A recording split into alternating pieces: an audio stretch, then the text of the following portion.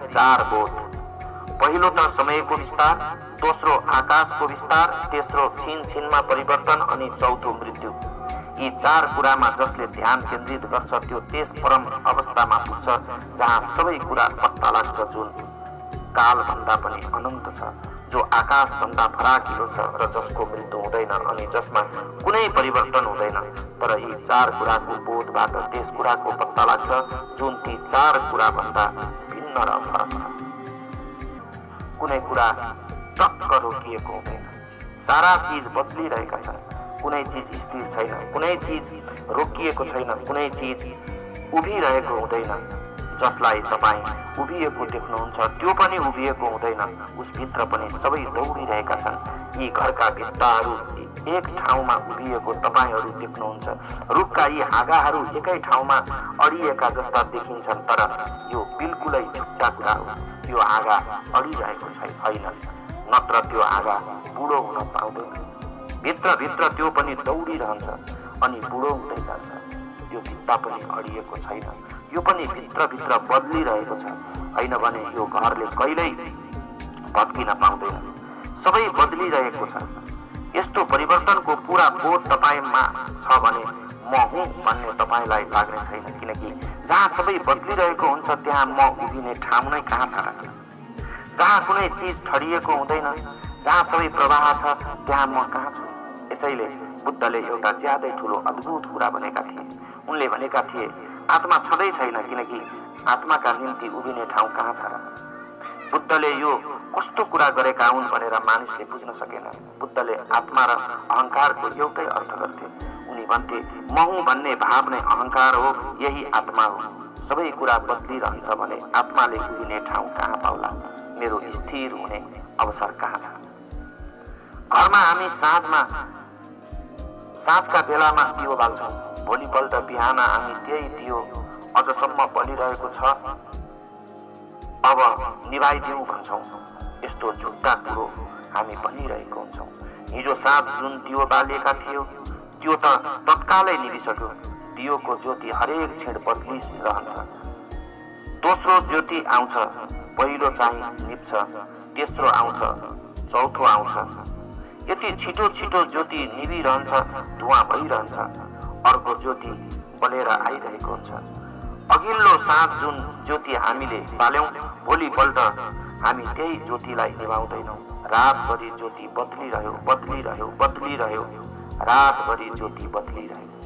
त्यही ज्योति बिहान रहँदैन। जस्तो तपाईँ जन्मिनु भएको थियो सबै बदलिरहेको छ। दियोको ज्योति जस्तो जन्मदेखि लिएर मृत्युसम्म सबै बदलिरहेको छ। यस्तो पुरा परिवर्तनको बोध भए तपाईलाई म हुँ भन्ने बोध हुँदैन। यसरी चार बोध, पहिलो त समयको विस्तार, दोस्रो आकाशको विस्तार, तेस्रो छिन छिनमा परिवर्तन अनि चौथो मृत्यु। यी चार कुरामा जसले ध्यान केन्द्रित गर्छ त्यो त्यस परम अवस्थामा पुग्छ जहाँ सबै कुरा पत्ता लाग्छ, जुन कालभन्दा पनि अनन्त छ, जो आकाशभन्दा फराकिलो छ र जसको मृत्यु हुँदैन अनि जसमा कुनै परिवर्तन हुँदैन। तर यी चार कुराको बोधबाट त्यस कुराको पत्ता लाग्छ जुन ती चार कुराभन्दा भिन्न र फरक छ। यी चारैको बोधबाट त्यसको पत्ता कसरी लाग्छ त? यो तपाईको प्रश्न हुन सक्छ। खासमा पत्ता लगाउन कुनै चीजको ठिकठाक बोधका निम्ति उल्टाको पृष्ठभूमि चाहिने हुन्छ। स्कुलमा हामी बच्चाहरूका लागि ब्ल्याकबोर्ड राख्छौं। सेतो भित्तामा पनि सेतो खरीले लेख्न सक्छौं, तर त्यस्तो लेखाइ बच्चाहरूले देख्दैनन्। कुनै शिक्षकले सेतो भित्तामा सेतो खरीले लेखेर पढाएछ भने त्यसलाई हामी पागल भन्छौं। ब्ल्याकबोर्डमा सेतो खरीले लेखिन्छ किनकि कालो पृष्ठभूमिमा सेता रेखा सफासँग बुझ्न सकिन्छ। हामीले त्यसलाई खोज्नु छ जुन अनन्त र असीम छ, त्यसलाई खोज्नु छ जसमा कहिल्यै कुनै परिवर्तन हुँदैन, त्यसलाई खोज्नु छ जसको कहिल्यै मृत्यु हुँदैन, त्यसलाई खोज्नु छ जुन शाश्वत छ, त्यसलाई खोज्नु छ जुन सत्य छ। हामीले त्यसको बोध, त्यसको पृष्ठभूमि खडा गर्नुपर्ने हुन्छ जुन निरन्तर परिवर्तनशील छ, जुन निरन्तर मरिरहेको छ। त्यसको बोध त्यसको कालो ब्ल्याकबोर्डमा जुन बिल्कुल भिन्न र विपरीत रङ्गको छ त्यसमा सेतो रेखा देखिनेछ। जति अँध्यारो रात हुन्छ तारा त्यति नै चम्किला देखिन्छन्। तारा त दिउँसो पनि रहन्छन् तर देखिँदैनन्। तारा हेर्न रात पर्खिनुपर्छ, किनकि दिउँसोको उज्यालोमा तारा देखिने कुनै सम्भावना हुँदैन, तर रातको अन्धकारमा ती चम्किन थाल्छन्, ती फरक देखिन थाल्छन्। यी चार स्मरण जति प्रगाढ हुनेछन् त्यति नै यी चारदेखि जो भिन्न छन्, जो न समयभित्र छन् न स्थानभित्र छन्, जुन न बदलिन्छन् न परिवर्तन हुन्छन्, जसको कहिल्यै मृत्यु हुँदैन, त्यसको अनुभव प्रतीति र साक्षात्कार हुन सक्छ। त्यसका निम्ति तयारी गर्नु अत्यन्त आवश्यक छ। अनि जुन दिन त्यसको अनुभव हुन्छ त्यसै दिनदेखि वस्तुतः जीवन बन्न थाल्छ। त्यसै दिनदेखि जीवन तेजले भरिनेछ। त्यसै दिनदेखि जीवन समस्त बन्धनहरूबाट मुक्त र रिक्त हुन थाल्छ। त्यसै दिनदेखि हामी त्यस तत्त्वलाई जान्न सक्छौं जसलाई जानेपछि फेरि जान्नुपर्ने केही बाँकी रहँदैन। उपलब्धि त्यही हो। त्यसै दिशातिर, त्यही सागरको खोजमा हामी सबैका जीवन रूपी नदीहरू बगिरहन्छन्। तर जसले यी नदीहरूलाई नै सबै थोक मान्छ ऊ सागरसम्म पुग्नबाट वञ्चित रहन्छ। यी चार कुराहरूको बोधबाट तपाईभित्र अकिञ्चनताको भाव गहिरो हुन्छ र जुन दिन त्यस्तो भावपूर्ण हुन्छ म केही पनि होइन भन्ने, त्यसै दिन एउटा विस्फोट हुनेछ र म जो हुँ, जे सबै थोक हो, त्यसको पत्तो लाग्छ। हाम्रो जीवनको केन्द्रमा साधना रहनुपर्छ भनेर हिजो राति मैले तपाईहरूलाई भनेको थिएँ। अनि साधकको अर्थ केही नहुने अकिञ्चन हुने भाव हो। सन्त कबीर भन्थे, म बाँसको पाल हुँ, सङ्गीत मबाटै बग्छ। म त्यस सङ्गीतलाई रोक्नेमा बाधा त बन्न सक्छु, तर सङ्गीत पैदा गर्ने म होइन। बाँसुरी बिग्रेको भए सङ्गीत पैदा हुँदैन, तर बाँसुरी सङ्गीतको जन्मदाता होइन। जुन दिन हामीलाई म केही होइन भन्ने पत्ता लाग्छ त्यसै दिन हामी बाँसको एउटा पाल मात्र रहन जान्छौँ, एउटा बाँसको ढुङ्ग्रो मात्रै हुन जान्छौँ। अनि त परमात्माको सङ्गीत त्यस बाँसको पालबाट सजिलै बजिरहनेछ। अनि त हाम्रो तर्फबाट कुनै बाधा पर्न जाँदैन। अनि हामी खोक्रो बाँसको पाल जस्तो हुन जान्छौँ। त्यो खोक्रोपन केही नहुनु नै खोक्रोपन हो। जसले केही नहुने हुनु छ ती सारा चीज खोक्रा हुन्छन्। अब ठाउँ दिएको छ, अब त्यसबाट परमात्मा पसेर बग्न सक्छ।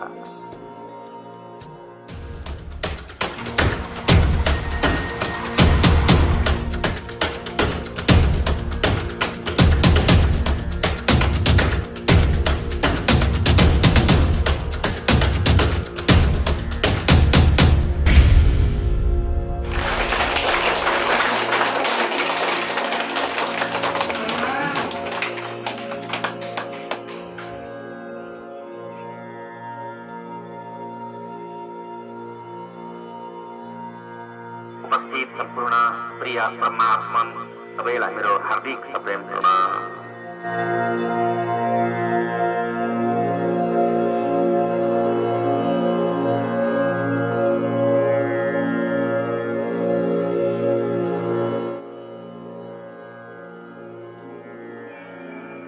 आजको हाम्रो साधना शिविरको चर्चा म आज एउटा सपनाबाट सुरु गर्न चाहन्छु।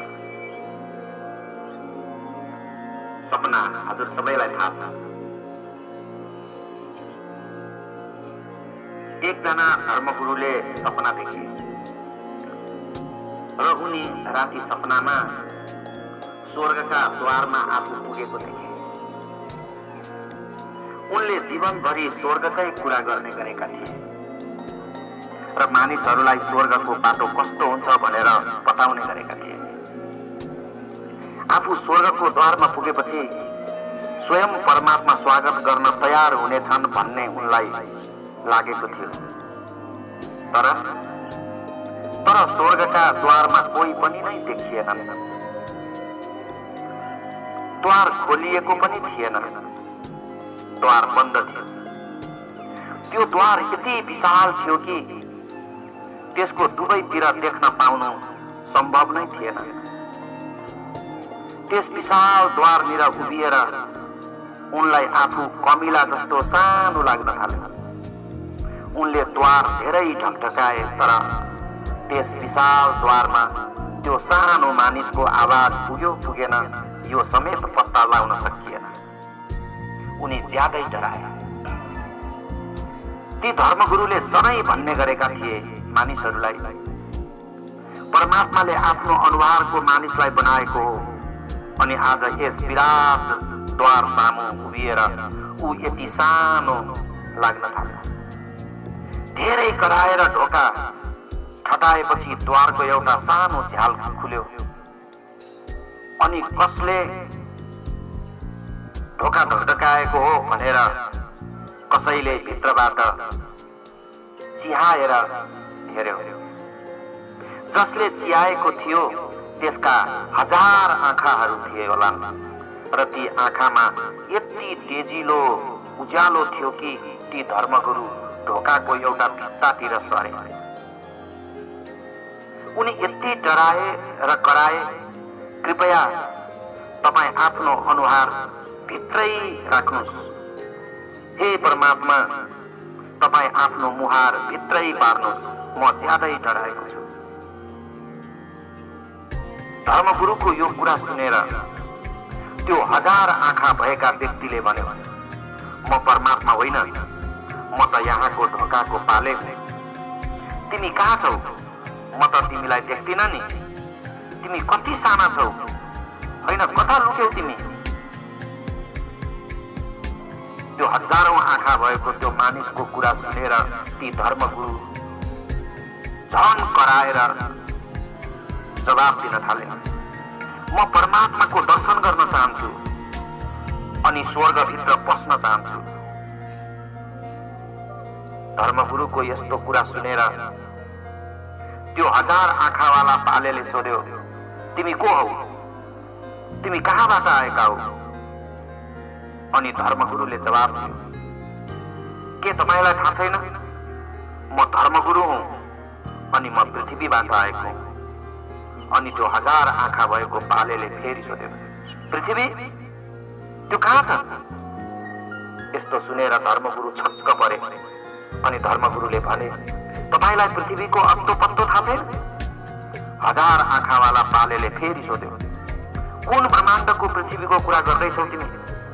करोडौं विश्वहरू छन्, प्रत्येक विश्वमा करोडौं सूर्य हुन्छन्, प्रत्येक सूर्यका आफ्ना आफ्ना पृथ्वीहरू छन्। तिमी कुन पृथ्वीको कुरा गरिरहेका छौ? तिम्रो पृथ्वीको परिचय के हो?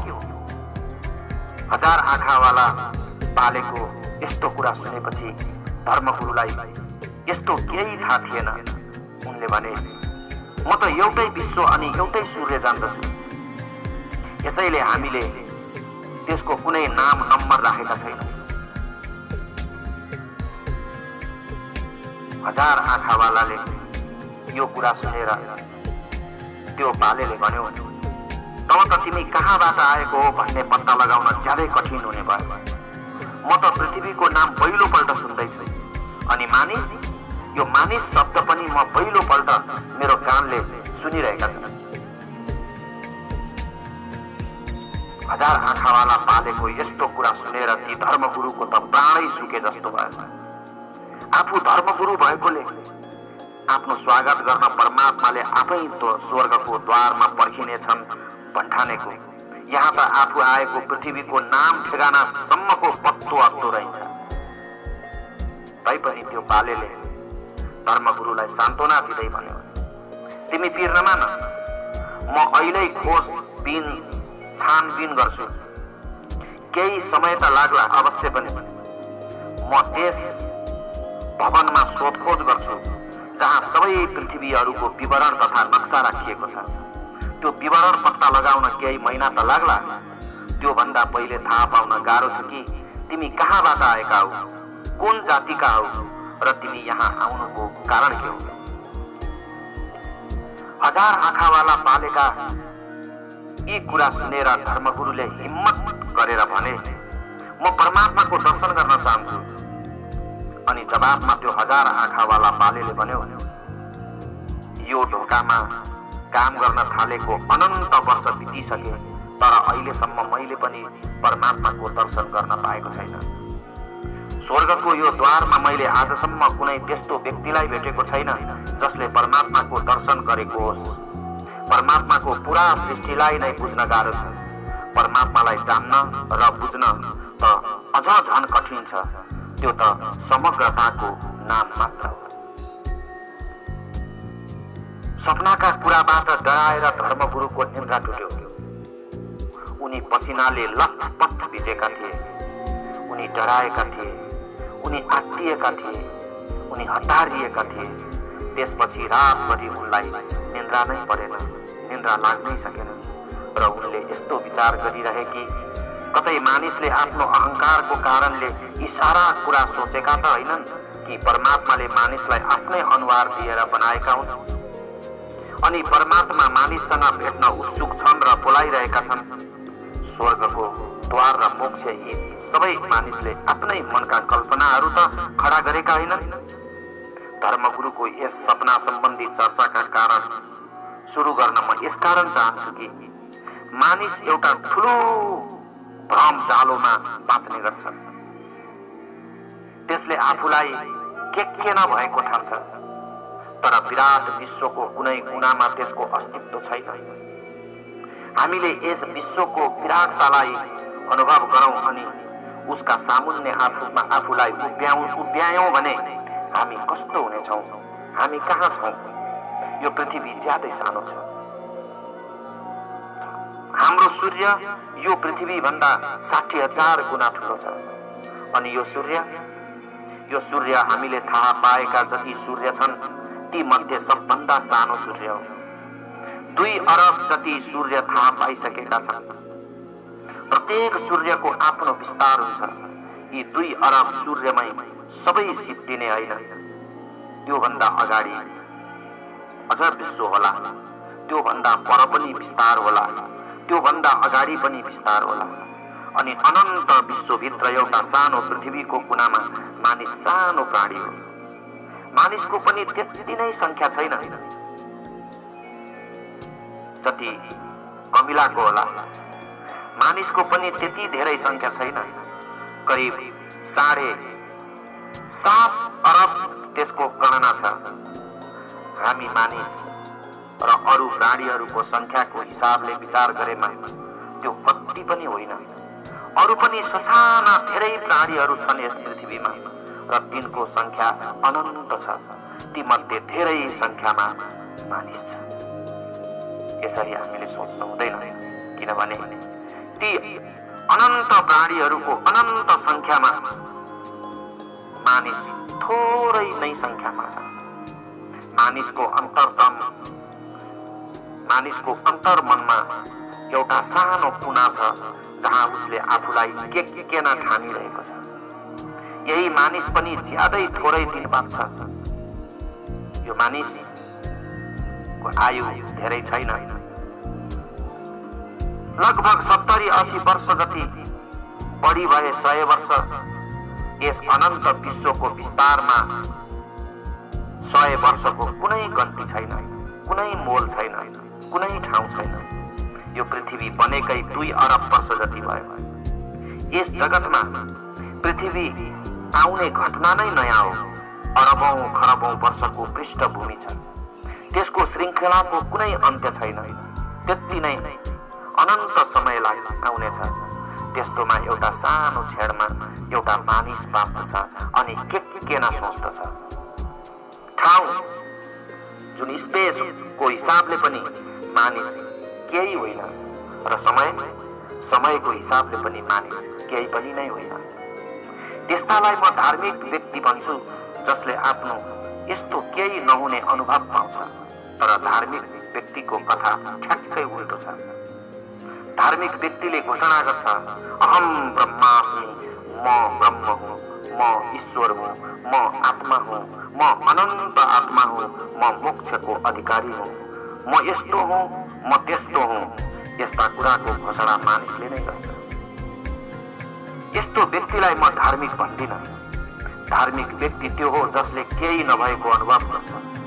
जुन दिन यो केही नहुने अनुभव हुन्छ त्यही दिनदेखि जीवनका बन्द ढोकाहरू खोलिन्छन् अनि सबै कुरा गर्ने मार्ग प्रशस्त हुन्छ। केही गर्ने, केही हुने, केही नहुने, अकिञ्चन हुने अनुभव ज्यादै सुरुको कुरा हो।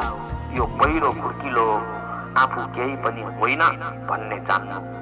तर हामीलाई यो पत्ता लगाउन अत्यन्त कठिन हुन्छ कि हामी मानिसहरूका बीचमा बाँच्दछौँ।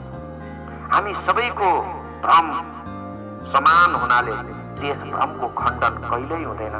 हामी सबै एक अर्काका भ्रमका पोषक बनि आएका छौँ। पहिलो पल्ट जब यो पृथ्वीमा ग्यालिलियोले र उनका साथीहरूले सूर्यले पृथ्वीको परिक्रमा गर्ने होइन, पृथ्वीले नै सूर्यको परिक्रमा गर्छ भने तब मानिसको अहंकारलाई ठूलो धक्का लाग्यो। धर्म गुरुहरूले प्रतिक्रिया दिए, यस्तो कसरी हुन सक्छ? परमात्माले विशेष रूपले मानिसलाई बनाएको र सारा जगत मानिसको उपभोगका निम्ति बनाइएको हो। अनि जुन पृथ्वीमा मानिस बस्छ त्यस्तो पृथ्वीले सूर्यको परिक्रमा कसरी गर्न सक्छ? सूर्यले पो पृथ्वीको परिक्रमा गर्छ। ग्यालिलियोलाई अदालतमा बोलाएर माफी माग्न र यस्ता गलत कुरा नगर्न भनियो। जुन पृथ्वीमा मानिस बस्छ त्यसले सूर्यको परिक्रमा कसरी लाउन सक्छ? सूर्यले नै परिक्रमा गर्छ। तर समयको वेग सँगसँगै बिस्तारै बिस्तारै हामी जति बुझ्न थाल्यौं र पत्ता लगायौं कि पृथ्वी विश्वको केन्द्र होइन कि सारा विश्वले त्यसको परिक्रमा गरोस्, हामी आफूलाई केन्द्र मान्ने धारणामा छौं। त्यसैले हामीमा पृथ्वीलाई केन्द्र मान्ने कल्पना उब्जिएको थियो। सारा जगतको केन्द्रमा हामी छौं र सारा जगत हाम्रो वरिपरि घुमिरहन्छ। हामी सबै ठोकाउ मानिस र मनुष्यताका बीचमा केन्द्रमा अडिएको छ र बाँकी सारा जगतले परिक्रमा लगाउँछ। हजारौं वर्षदेखि धार्मिक व्यक्ति मानिस सर्वश्रेष्ठ प्राणी हो भनिरहेका हुन्। यो बडो आश्चर्य लाग्दो कुरो हो कि अरू प्राणीहरूलाई सोधपुछ नगरिकनै हामीले मानिस सर्वश्रेष्ठ प्राणी हो भनेर घोषणा गर्दै आएका छौँ। यसबारेमा न त हामीले कमिलालाई सोधेका छौँ न चरालाई नै सोधेका छौँ। यो एकातर्फी घोषणा हामीले गरेका हौँ। आफ्नै मुखले हामी मनुष्यलाई सर्वश्रेष्ठ प्राणी भनिरहेका छौँ। मानिस सृष्टिको श्रीपेज हो। अरू कुनै प्राणीसित नसोधिकनै हामीले यस्तो घोषणा गरेका हौँ। यो घोषणाबारे अरू प्राणीलाई अत्तो पत्तो नभएकोले यसको प्रतिवाद विरोध पनि गरिँदैन, कसैले नाइ नास्ति पनि गर्दैन। हामी मानिस जति आफ्नै घरमा बसेर हामी यस्तो र उस्तो छौँ भन्ने घोषणा गरिरहेका छौँ। कुनै दिन हामीले पशु पन्छीलाई तिनीहरू हामी बारे के सोच्छन् भनेर सोध्यौं भने सायदै यस्तो प्राणी पाइएला जसले आफ्नो नाममा आफै सर्वश्रेष्ठ होइन भन्ने नसोचेको होस्। कमिला हामी आफै सर्वश्रेष्ठ हौं भनेर सोच्दा हुन्। बाँदर हामी सर्वश्रेष्ठ हौं भनेर सोच्दा हुन्। मानिस बाँदरबाट विकसित भएको हो भनेर डार्विनले भनिदिएकै छन्। यसबारे बाँदरहरूसँग सोध्ने हो भने तिनले कहिल्यै पनि मानिसहरू बाँदरको विकास हो भन्ने कुरामा मान्न तयार हुँदैन। तिनले बरु मानिसलाई हाम्रो पतन हो भन्ने मान्लान्। हामी बाँदरहरू रुखमाथि उफ्रने हाम फाल्ने गर्छौँ, मानिस भने जमिनमाथि घस्रिन्छ, लत्रिन्छ। यो हाम्रो पतन हो। हाम्रो जातिबाट जति पतन भएका थिए र तिनै मानिसहरू हुन्। यो विकास होइन।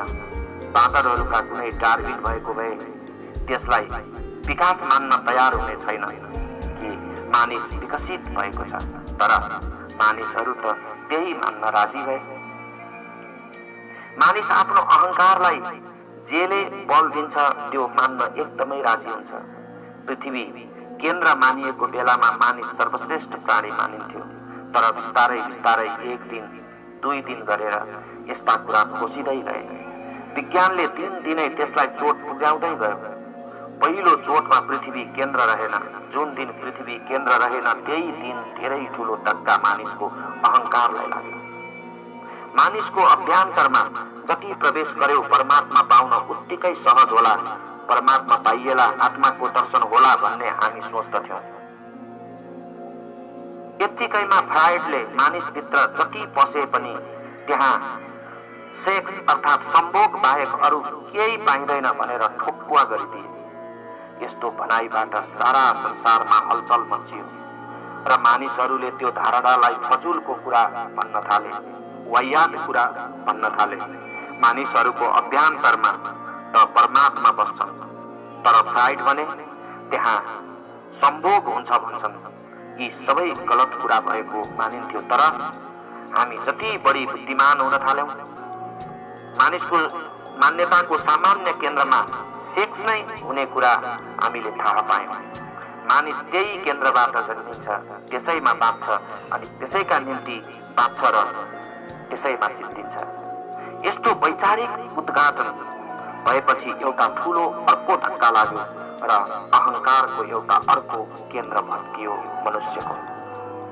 अनि तेस्रो ठूलो धक्का त तब लाग्यो जब विराट विश्वको खोज तलास सुरु भयो र थाहा पाइयो कि जगतमा सीमाना अनन्त छन्, जगतको अन्त्य कहीँ हुँदैन, बरु फैलिरहन्छ र त्यो सिद्धियो भन्ने कुरा आधार छैन। ताराहरू हाम्रो नजिकै छन्, यसैले राति देखिन्छन् भन्ने सोच्दछौँ। तर जति बढी बुझ्न थाल्यौं तब ती तारा त हामीदेखि साह्रै टाढा रहेछन् भन्ने बुझ्यौं। ती यति टाढा छन् कि तिनलाई गन्न पनि ज्यादै कठिन छ। हाम्रा सबैभन्दा नजिक जुन तारा छ त्यसको उज्यालो हामीसम्म आइपुग्न पनि 4 वर्ष लाग्छ। त्यस उज्यालोको गति साधारण हुँदैन। 1 सेकेन्डमा 1,86,000 माइलको गति हुन्छ। प्रकाशको किरण 1 सेकेन्डमा 1,86,000 माइल हिँड्छ। हाम्रो सबभन्दा नजिकको ताराको किरण आज हिँड्न थाले 4 वर्षपछि मात्र हामी कहाँ आइपुग्नेछ, यस पृथ्वीमा आइपुग्नेछ। सबभन्दा टाढाका ताराको प्रकाश तब हिँड्न थालेको थियो जुन दिन पृथ्वी बनेको थियो, अर्थात् 2 अरब वर्ष पहिले। तर त्यो अहिलेसम्म हामी कहाँ आइपुगेकै छैन। त्यो ताराको प्रकाश अझसम्म पृथ्वीमा आइपुगेकै छैन। त्यही भन्दा पनि पर कति ताराहरू छन्, तिनीहरूलाई हामी देख्न सक्दैनौँ किनकि दिनको उज्यालो अहिलेसम्म हामी कहाँ आइपुगेकै छैन। हामीले राति देख्ने गरेका तारा जहाँ देखिन्छन् ती त्यहाँ हुँदैनन्। कुनै पनि तारा जहाँ देखिन्छन् त्यहाँ हुँदैनन्। रात पनि असत्य हो, कुनै तारा त्यहाँ हुँदैनन् जहाँ ती देखिन्छन्। त्यस ठाउँमा कहिल्यै थियो, त्यसको उज्यालो जति समयमा आयो त्यतिन्जेलसम्म त त्यो कता लाग्यो पत्तो छैन। कत्रो यात्रा त्यसले गरिसक्यो, अब त्यो त्यहाँ छैन। हाम्रो सबभन्दा नजिक जुन तारा छ त्यो 4 वर्ष पहिले त्यहाँ थियो, अब त्यो त्यहाँ छैन। 4 वर्षमा त त्यो अरबौं माइल हिँडिसक्यो होला, अनि 4 वर्षमा भत्किएर नासिसकेको पनि हुन सक्छ। तर पनि त्यसलाई हामी देख्छौँ किनकि 4 वर्ष पहिले त्यो त्यहाँ थियो। त्यसको प्रकाश त्यहीँबाट हिँडेको थियो। बल्ल अहिले त्यो प्रकाश हाम्रो आँखामा परेको छ, यसैले त्यो हामीलाई त्यहाँ छ जस्तो लाग्यो। रात पनि असत्य हो, कुनै तारा त्यहाँ छैन जहाँ त्यो भए जस्तो देखिन्छ। कुनै तारा 60 वर्ष पहिले त्यहाँ थियो, 1000 वर्ष, लाख वर्ष, करोड वर्ष अथवा अरब वर्षसम्म। 2 अरब वर्ष पहिले जुन तारा थिए तिनको उज्यालो बिस्तारै बिस्तारै हामीसम्म आइपुग्नेछ। यी सारा रातहरू झुट्टा हुन्। यी तारा यति टाढा छन् र टाढा हुनाले हामीलाई डर लाग्छ। यिनको फैलावटले मानिसलाई ज्यादै सानो तुल्याएको छ र त्यसको अत्तो पत्तो छैन। त्यसको कुनै गन्ती छैन, त्यसको कुनै हिसाब छैन। यस कुराले धार्मिक मानिसको अहमलाई ठूलो धक्का दिएको छ। मेरो दृष्टिमा यी कुराहरूले धार्मिक व्यक्तिहरूलाई धक्का पर्नु नपर्ने हो, बरु तिनमा गम्भीरता आउनु पर्ने हो, किनकि यस्ता कुराहरूबाट हामी केही होइनौं भन्ने ज्ञान प्राप्त भएको हुन्छ।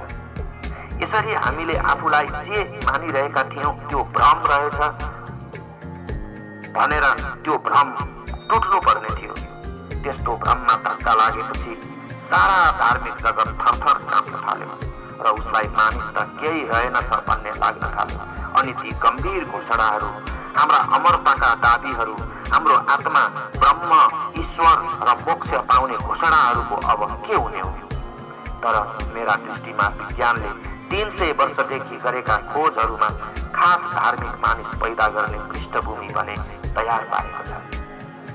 धार्मिक मानिसको पहिलो लक्षण हो जुन केही पनि नभएको मान्नु, अनि जुन दिन कसैले आफू केही नभएको कुरालाई पूर्ण रूपमा जान्दछ त्यसै दिन उसले शून्य स्थिति पाउने हुन्छ। आज बिहान यस बारेमा म केही कुरा तपाईहरूलाई भन्न चाहन्छु। हामी केही पनि होइनौं भन्ने बोध हामीभित्र गहिरो हुनुपर्छ। म त केही होइन भन्ने बोध हामीमा निरन्तर तीव्र हुँदै जानुपर्छ। जिन्दगीलाई हामीले यसरी हेर्यौं भने हामी केही पनि होइनौं भन्ने बुझ्नेछौँ। यस्तो देखिनुमा अप्ठ्यारो के छ? हामी केही पनि होइनौं भन्ने खबर दिनदिनै मृत्युले ल्याइरहेकै छ, तर हामी मृत्युलाई कहिल्यै निहालेर हेर्दैनौँ। त्यसले कस्तो खबर ल्याउँछ भन्ने बुझ्दैनौँ। मृत्युलाई त हामीले लुकाएर राखेका छौँ। दिनदिनै देख्न नपरोस् भनेर एकान्त ठाउँमा मसान घाट आर्यघाट बनाएका छौँ। कुनै दिन मानिस बुद्धिमान र धार्मिक भए भने गाउँको बीचमा नै चौबाटोमा नै मसान घाट बनाउनेछ। दिनदिनै आउँदा जाँदा निस्किँदा मसान देखियोस् र मृत्युको सम्झना भइरहोस् भन्ने ठान्नेछ। सडकमा लास लगिँदै गरेको दृश्य देख्यौं भने हामी हाम्रा आफ्ना बच्चा बच्ची केटाकेटीहरूले लास नदेखुन् भनेर हामी तिनलाई घरभित्र बोलाउँछौँ। हामी बुद्धिमान भए हामीले सबै केटाकेटीहरूलाई जम्मा पारेर यो मरेको मान्छे हो, ठिक यस्तै किसिमले हामी सबैले मर्नुपर्छ भनेर सम्झाउनु पर्ने थियो। हाम्रो अकिञ्चनताको बोध जुन कुराले गम्भीर हुन्छ, जुन कुराले तीव्र हुन्छ, ती सारा प्रक्रियाहरूले हाम्रा जीवनका वास्तविक धर्म जन्माउने, सत्यको जन्म हुने र प्रकाशको जन्म हुने कारण बन्न सक्छ। हामी अकिञ्चन छौँ भन्ने कुरा कुन कुन कुरामा विचार पुर्याउँदा गहिरो हुन सक्छ। अकिञ्चन हुनाले यही कुराको पुरा प्रक्रिया ध्यानपूर्वक बुझ्नुपर्छ अनि अरू कुरा दिनदिनै खुल्दै जानेछ। तर हाम्रो स्थिति भने उल्टो छ। हामी केही हौं भन्ने कुराको पुष्टिका लागि हामी जिन्दगीभरि प्रयत्न गर्छौँ।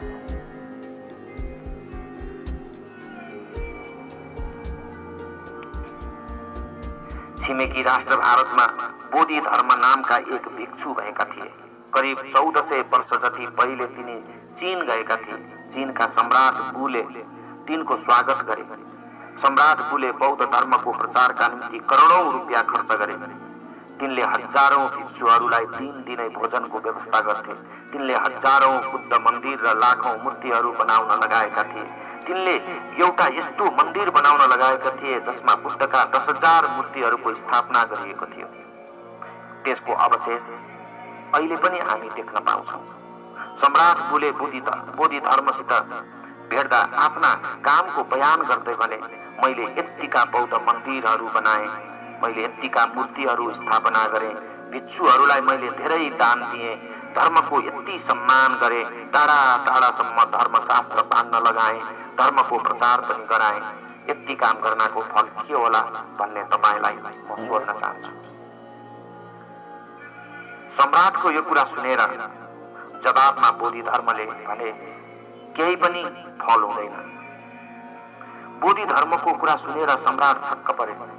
सम्राटको संगतमा रहेका भिक्षुहरूले त यस्ता काम गर्नको ठूलो फल लाग्छ, तिमीलाई स्वर्ग र मोक्ष मिल्छ भनेर बताएका थिए। तर बोधि धर्मले त त्यसको उल्टो भनिदिए। फल केही पनि छैन, बरु तिमीलाई पाप भने जरुर लाग्नेछ। छक्क परेका सम्राटले सोधे, तपाईँ के भन्नुहुन्छ? यतिका काम गरेर मलाई पाप लाग्ने? अनि बोधि धर्मले जवाबमा भने, यति काम गरेर तपाईलाई आफू केही हुँ, मैले यति गरे, यतिका मूर्ति मन्दिर बनाउन लगाए, यतिका धर्मशास्त्र छाप्न लगाए, प्रचार गराए भन्ने जुन घमण्ड भयो, यसबाट तपाईमा आफू केही हुँ भन्ने भावना बलियो भयो। यो संसारमा एउटै पाप हुन्छ, यस कुराको बोध हुनु कि म केही हुँ भन्ने, अनि पुण्य पनि एउटै हो, आफू केही पनि होइन भन्ने अनुभव गर्नु। यस्तो कुरा सम्राट बुलाई मन परेन। यस्तो कुरा सुनेर सम्राटको रिसाए, किनकि उनले यतिका काम गरेका थिए। त्यसै कामलाई भिक्षु बोधि धर्मले धर्मको नभएर उल्टो पापको फल बताएका थिए। यस्तो सुनेर सम्राट रिसाएर दरबार फर्के र उनले बोधि धर्म आफ्नो राज्यमा बस्न योग्य नभएको घोषणा गरे र यस्तै सूचना बोधि धर्म कहाँसम्म पुग्यो। सम्राटको आज्ञा सुनेर बोधि धर्मले भने, सम्राटले बहुत ठुलो गल्ती गरे। तिनले यहाँ मलाई बस्न भनेको भए पनि म बस्ने थिइनँ। यस्तो पापी राज्यमा म कसरी रहन सक्छु? सम्राटले मलाई बस्न दिने इच्छा गरेको भए पनि म बस्ने थिइनँ। यो खबर बोधि धर्मले सम्राटलाई भनिदिनु भनेर पठाए। म यो राज्य छोडेर जाँदैछु, त्यसका निम्ति सम्राटको मलाई देश निकाला गर्ने उर्दी आवश्यक छैन। यति भनेर बोधि धर्म अर्को राज्यतिर लागे। तिनी नदी तरेर पारी पुगे। करिब 10 वर्षपछि सम्राट बुको मृत्यु हुने बेला आयो। तिनलाई दिनै बोधि धर्मले केही फल छैन भनेको कुरा सम्झना आइरहन्थ्यो र तिनका मनमा पीड परिरहन्थ्यो।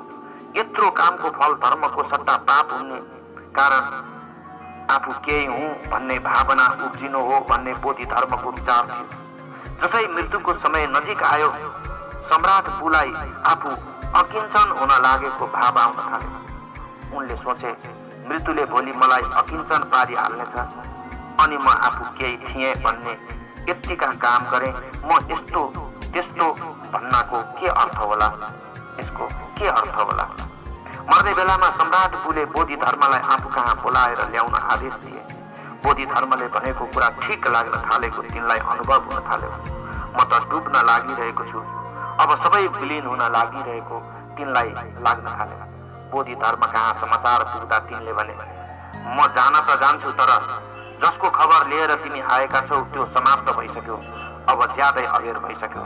जब मैले भनेको थिएँ त्यही बेला तिनले आफू केही पनि होइन अकिञ्चन भन्ने ठानेका भए तिनलाई परम जीवनको अनुभव हुने थियो। मृत्युका बेलामा त आफू केही होइन भन्ने त थाहा पाइन्छ, हरेकले थाहा पाउँछ, तर जीवन छँदै जसले त्यो सत्य जान्दछ ती भाग्यमानी हुन्। मृत्युको बेला त यस सत्यलाई जानिन्छ, हर कोहीले जान्दछ, किनकि मृत्युको बेला सबैले यो सत्य जान्नै पर्ने हुन्छ। तर त्यस बेला ज्यादै अबेर भइसकेको हुन्छ।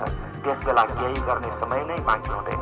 तसर्थ जीवन छँदै जिउँदो छँदैमा जसले आफू केही पनि होइन भन्ने जान्दछ त्यही मानिस भाग्यमानी हो, त्यही मानिस हो, त्यही मानिस सर्वश्रेष्ठ हो।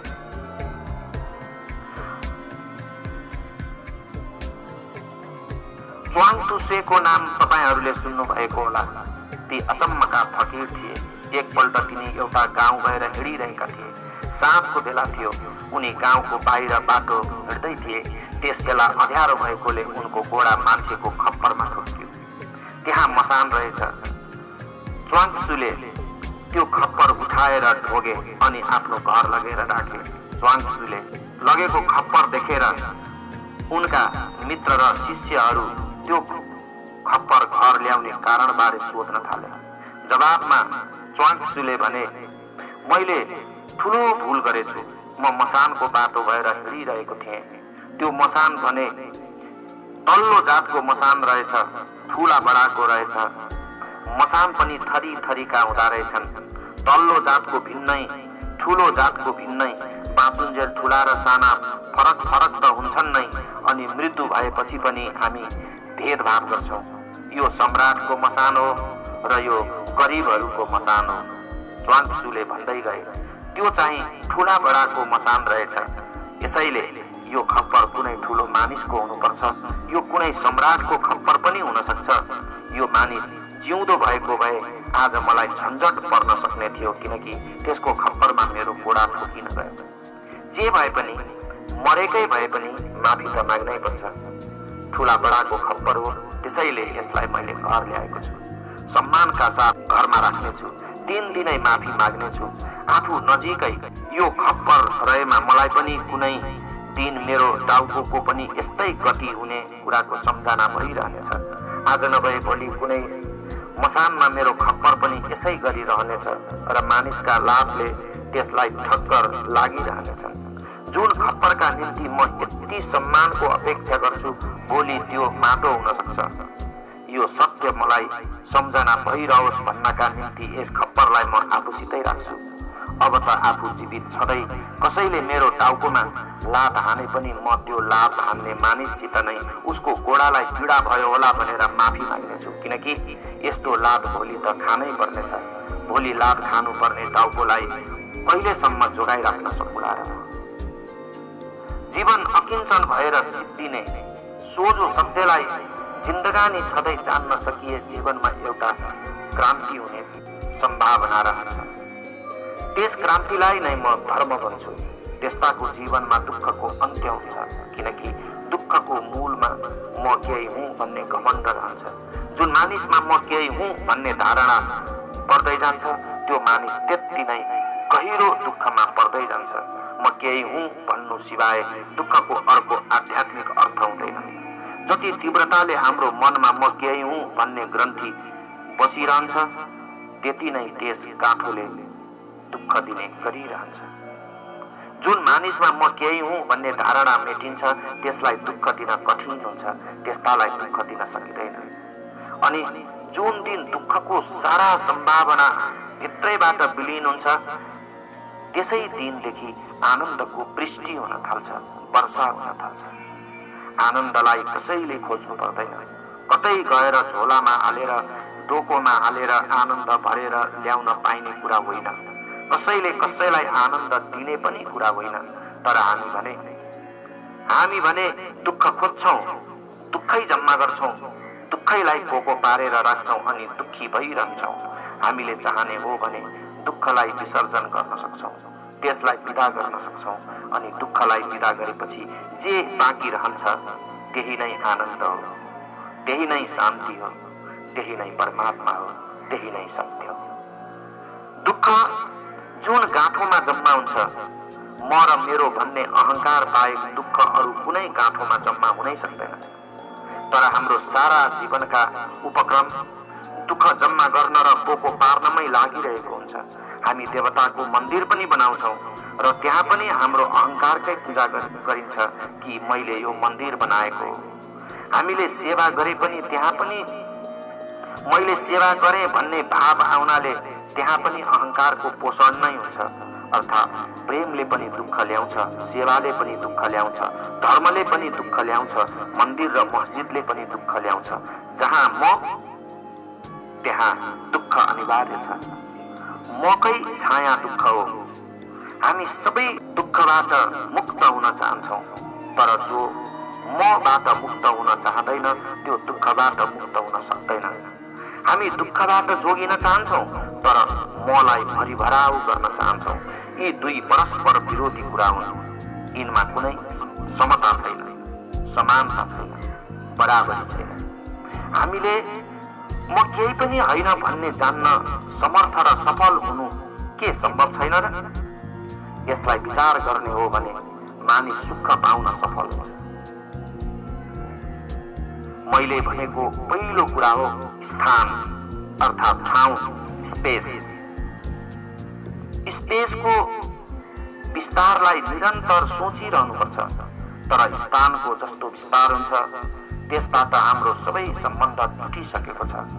मानिसले बनाएका बस्तीहरूमा स्थान अथवा खुलापनको अत्तो पत्तो हुँदैन। काठमाडौँ जस्तो बस्तीमा कहिले चन्द्रमा उदाउँछ र अस्ताउँछ केही थाहा पाइँदैन। मानिसका घर यति ठुला छन् कि आकाश पनि छेकिन्छ। कसैले घण्टा आधा घण्टा जति भुइँमा उत्तानो परेर पल्टेर आकाशको विस्तार हेर्यो भने उसले आफू म केही पनि होइन, आफू कहाँ छु भन्ने पत्ता पाउँछ। अनन्त विस्तारको अनुभवले चारैतिर टाढा टाढासम्म जे फैलिरहेको छ त्यसको अनुभव र बोधले म केही पनि होइन भन्ने कल्पना जगाउँछ। एउटा विस्तार, एउटा स्पेस, एउटा ठाउँको हो र अर्को विस्तार समयको पनि कालको पनि कुनै सीमा छैन। पछाडि पनि अनन्त छ र अगाडि पनि अनन्त छ। त्यसमा म कहाँ छु? त्यो समयको अनन्ततामा, त्यो कालको अनन्ततामा म कहाँ छु? यो कालको अनन्त धारामा म आफू कहाँनिर छु? यस कालको अनन्त गङ्गामा मेरो थोपो कहाँनिर छ?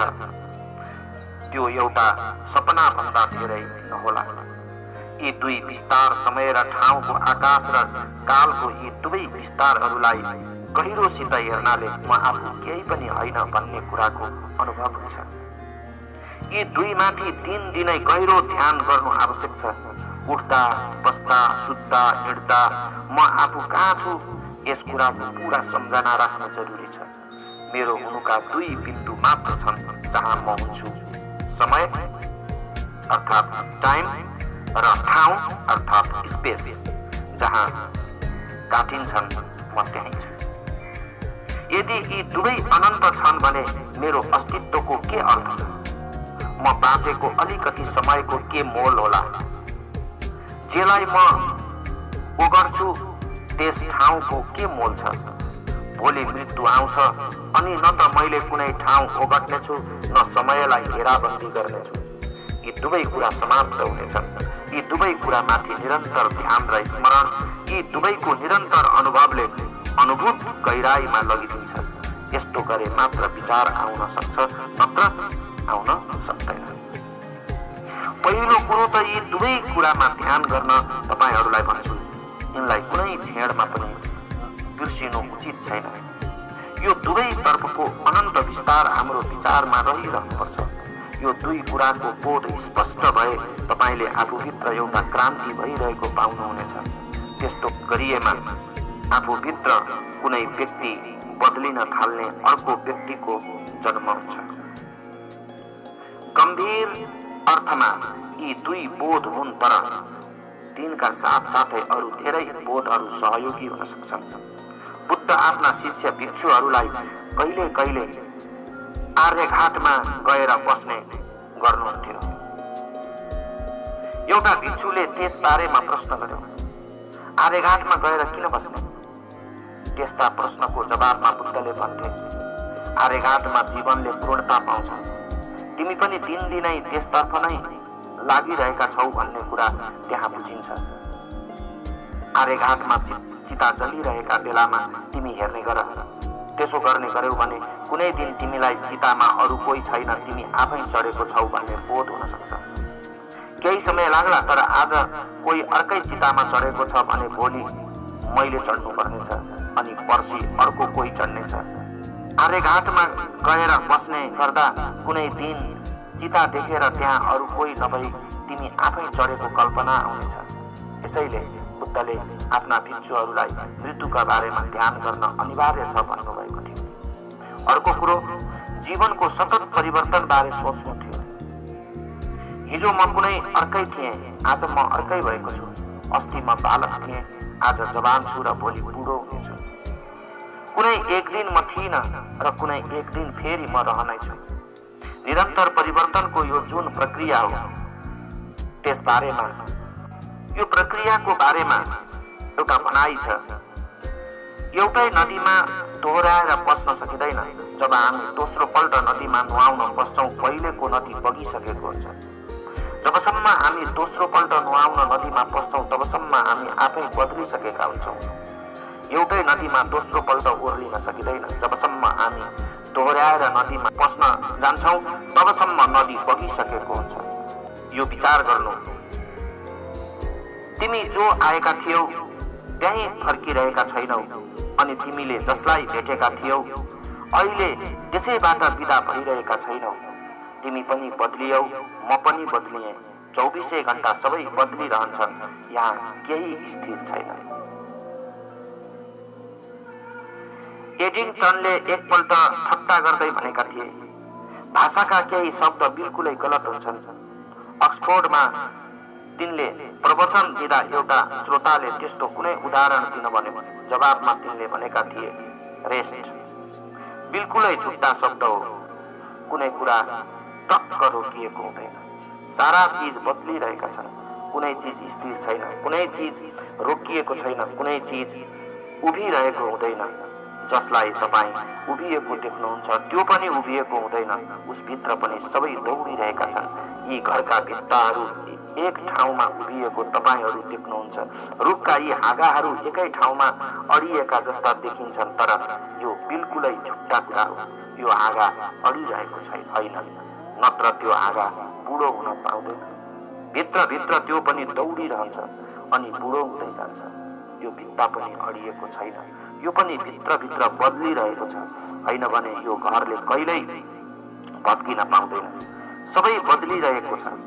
यस्तो परिवर्तनको पूरा बोध तपाईमा छ भने म हुँ भन्ने तपाईलाई लाग्ने छैन, किनकि जहाँ सबै बदलिरहेको हुन्छ त्यहाँ म उभिने ठाउँ नै कहाँ छ र?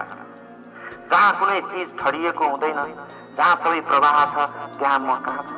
यसैले बुद्धले एउटा ज्यादै ठुलो अद्भुत कुरा भनेका थिए। उनले भनेका थिए आत्मा छँदै छैन, किनकि आत्माका निम्ति उभिने ठाउँ कहाँ छ र? बुद्धले यो कस्तो कुरा गरेका हुन् भनेर मानिसले बुझ्न सकेन। बुद्धले आत्मा र अहंकारको एउटै अर्थ गर्थे। उनी भन्थे म हुँ भन्ने भाव नै अहंकार हो, यही आत्मा हो।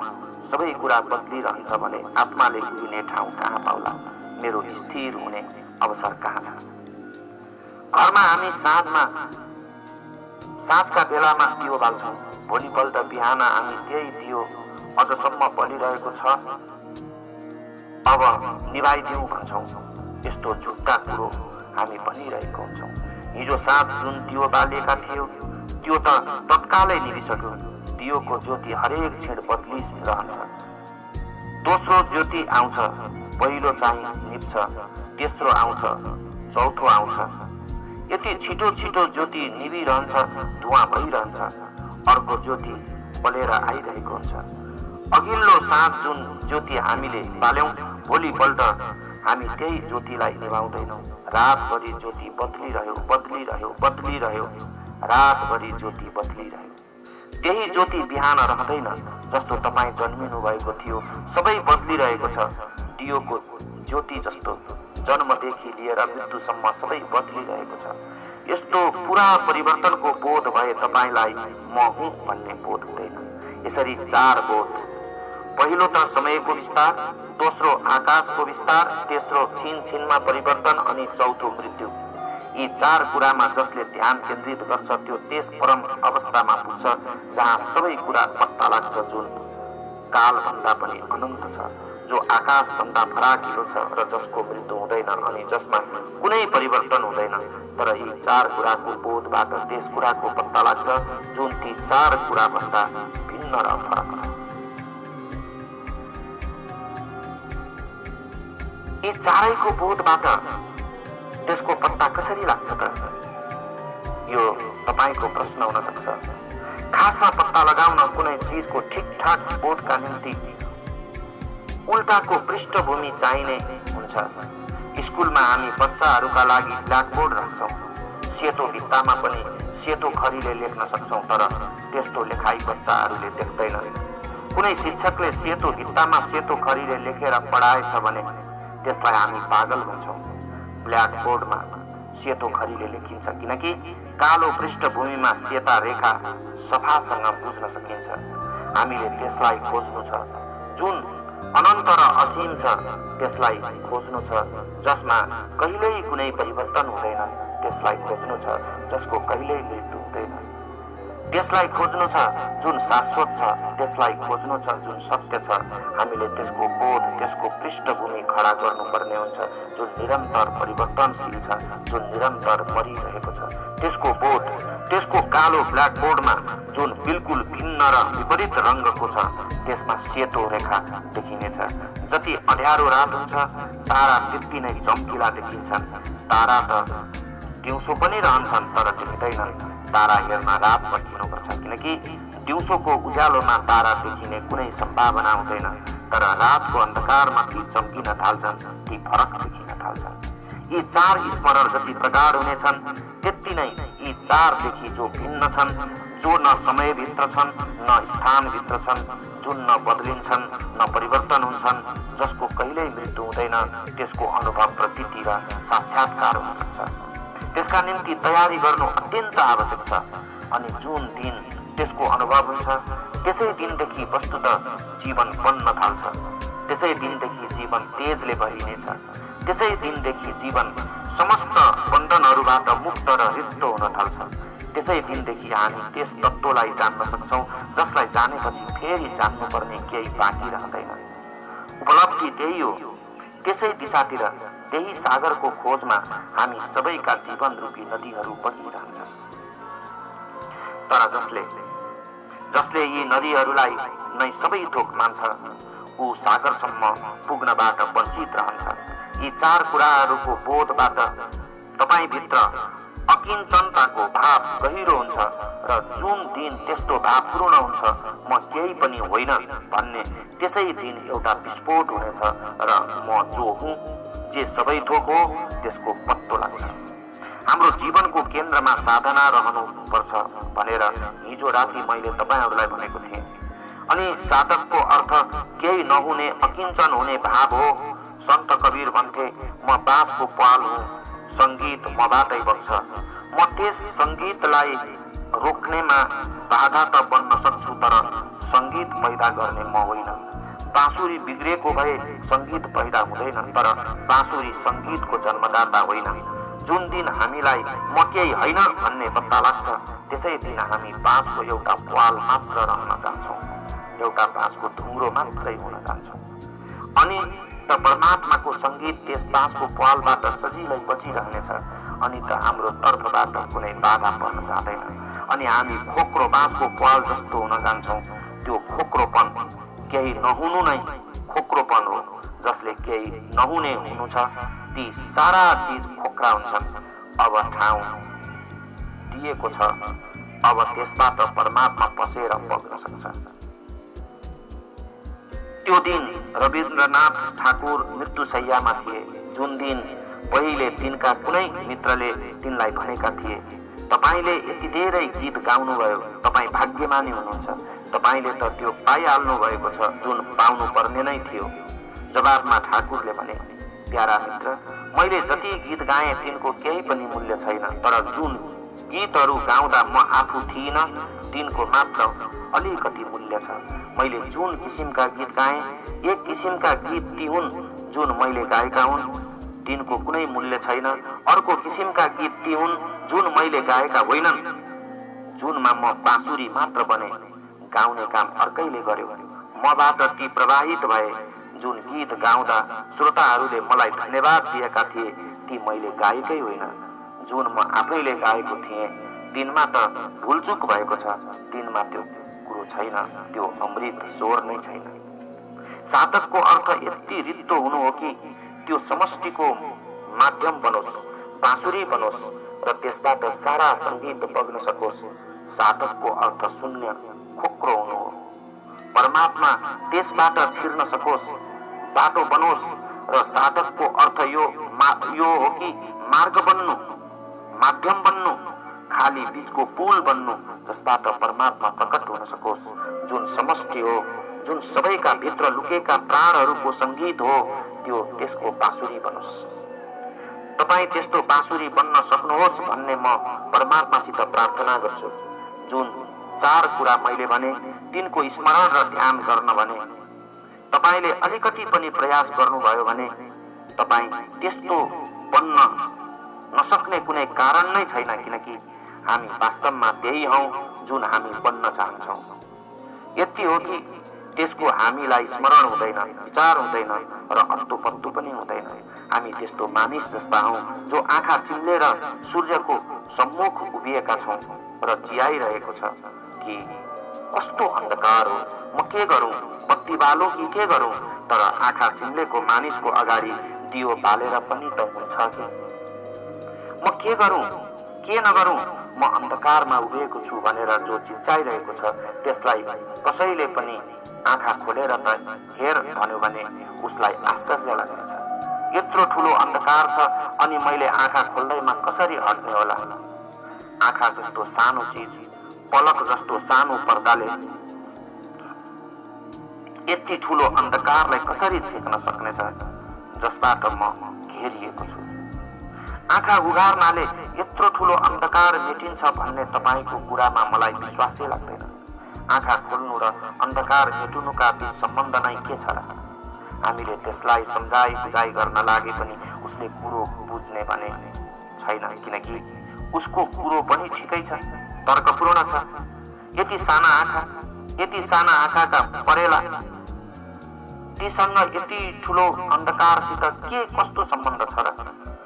यति सानो आँखाको ढकनी उगार्नाले यति ठुलो अन्धकार मेटिन्छ र? तर अफसोस, त्यसले आँखा उगारेर त हेरोस् अनि निश्चित नै अन्धकार मेटिन्छ। आँखाको त्यति सानो ढकनी पर्दाले ज्यादै ठुलो अन्धकार पैदा गरिदिन्छ। त्यसै अहंकारको सानो बोधले सारा अज्ञानतालाई पैदा गरिदिन्छ। अहंकारको पर्दा हट्यो भने, आँखा खोलियो भने उज्यालो हुन्छ, प्रकाश हुन्छ, सूर्य सधैँ देखिन्छ। हामी आँखा चिम्लेर उभिएका छौँ, यसभन्दा बेग्लै अरू कुनै बाटा छैन। परमात्माले हाम्रा आँखा खोलिदिउन्, यो मेरो प्रार्थना रहनेछ। र आजको ध्यान साधनाको शिविरको समय भइसकेको हुनाले अझै कति कुरा तपाईहरुलाई भन्न मन थियो, कति कुरा भन्न आवश्यक पनि थियो, तर समयको एउटा पाबन्दी छ, समयको एउटा सीमारेखा छ। त्यो सीमारेखाभित्र रहेर हामीले काम गर्नुपर्ने भएको हुनाले आजलाई मेरो भनाइलाई म यही पिट मार्न चाहन्छु। अन्तमा मेरा कुराहरू यति प्रेम र शान्तिले तपाईहरुले सुन्नुभयो, त्यसका निम्ति म तपाई सबैप्रति अनुग्रहित छु र आभारी छु। र अन्तमा तपाई सबैको भित्र विराजमान परमात्मालाई म प्रणाम गर्न चाहन्छु। मेरो प्रणाम स्वीकार गर्नुहोस्। तपाई सबैलाई मेरो प्रणाम। आजलाई यति नै। अब हामी साधनाको लागि तयार हुने। हजुरहरू सबै अलग अलग भएर बस्नुहोस्।